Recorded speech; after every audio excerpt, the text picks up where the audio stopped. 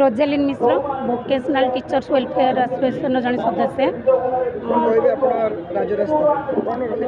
राजरास्ता सरकार को गोटे दाबी रोचे समस्त सालारी शिक्षा अनुष्ठान में बहुत अधिक भी रोचे आम मानकर ता तुलन कि भी ना 17-18,000 16,300 ये सालारी गोटे मसक चलला परी हो ना तेणु सरकार को अनुरोध रोचे 2026 नुआ वर्ष आमपाई कि ना 40,000 सालारी करंतु। सेकेंड कथा होचे जो टीडीएस को टोटाल कटातु ईपीएफ ईएसआई पीएफ या किसी ऐड कर जाऊ।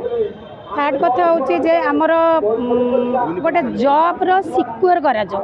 आज राजरास्ता को आसी काली गला बेल को स्कूल को टर्मिनेशन गोटे मेल पड़े आस बीटीबी माने जदि आमर एत भी रोचंती नहीं जड़े वेल विशर हिसाब से रोचंती ताले एटलिस्ट से माने भी चाहतु जे सालारीटा केमती हाइक हो जाऊ। सालारी हाइक हेले तांकर तो 15% भी बढ़ी जीव ना इनडायरेक्टली तांकर जदि 15% बढ़ुची तो सालारीटा फास्ट आमर हाइक कर दिंतु 40,000 तापर देखा आउ। फोर्थ थिंग होची जे केमती आमर आमे चाहूनु जे भिट्टी पे हटू आमे नारा दौनु आमे कहू सरकार तुम व्यवस्था भितर को आमको नियो आमे डीओ लेवल केमती